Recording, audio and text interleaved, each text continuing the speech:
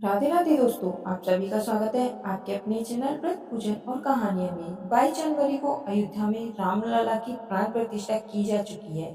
इस दिन के लिए पूरे देश भर में लोग काफी उत्साहित थे। रामलला की प्राण प्रतिष्ठा के वक्त गर्भगृह में कुल 121 पुजारी उपस्थित थे। हिंदू धर्म परंपरा में प्राण प्रतिष्ठा एक पवित्र अनुष्ठान है जो किसी मूर्ति या प्रतिमा में उस देवी या देवता का आह्वान कर उसे पवित्र या दिव्य बनाने के लिए किया जाता है। प्राण शब्द का अर्थ है जीवन, जबकि प्रतिष्ठा का अर्थ है स्थापना। ऐसे में प्राण प्रतिष्ठा का अर्थ प्राण शक्ति की स्थापना या देवता को जीवित स्थापित करना। भव्य राम मंदिर में रामलला की प्रतिमा की प्राण प्रतिष्ठा हो चुकी है। देश भर में इस पावन दिवस की विशेष पूजा अर्चना की व लोगों में जमकर उत्साह था। आइए अब सुनते हैं भगवान राम की जन्म कथा। पौराणिक मान्यताओं के अनुसार भगवान श्री राम एक अवतारी पुरुष थे। उन्हें विष्णु जी का सातवां अवतार माना जाता है। श्री राम को धरती पर मर्यादा का संदेश देने के लिए भेजा गया था, इसलिए उन्हें मर्यादा पुरुषोत्तम के नाम से भी जाना जाता है।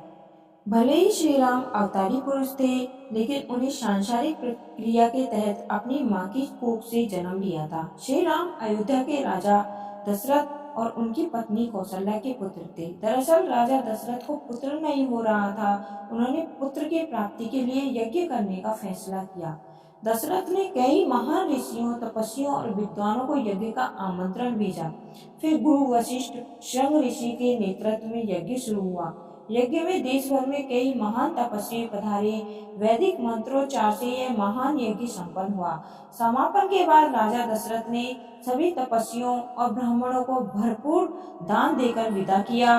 राजा दशरथ ने यज्ञ का प्रसाद अपनी तीनों पत्नियों कौशल्या, सुमित्रा और केकई को दिया। प्रसाद के फलस्वरूप रानी कौशल्या ने गर्भ धारण किया और इस तरह चैत्र शुक्ल नवमी को श्री राम जन्मे। कहते हैं शिशु का वर्ण नीला था, चेहरे पर तेज और अत्यंत आकर्षक था।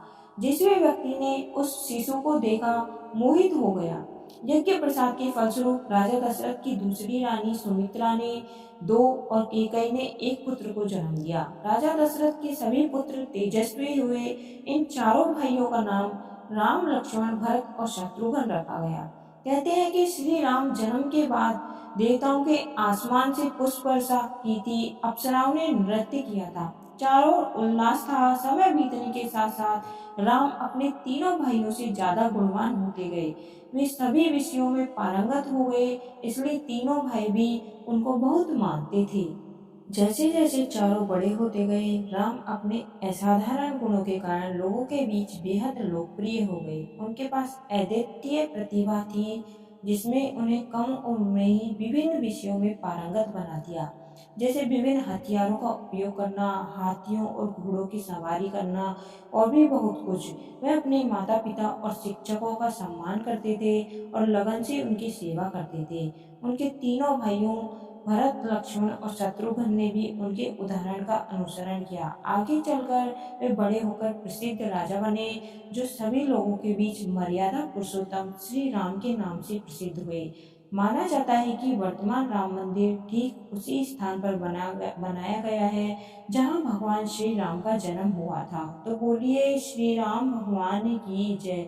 इस प्रकार भगवान श्री राम की जन्म कथा समाप्त होती है। आप सभी को श्री राम प्राण प्रतिष्ठा की हार्दिक शुभकामनाएं। अगर आपको यह कहानी अच्छी लगी हो तो आपके अपनों तक शेयर करें और चैनल को सब्सक्राइब अवश्य करें। धन्यवाद। आपका दिन शुभ हो।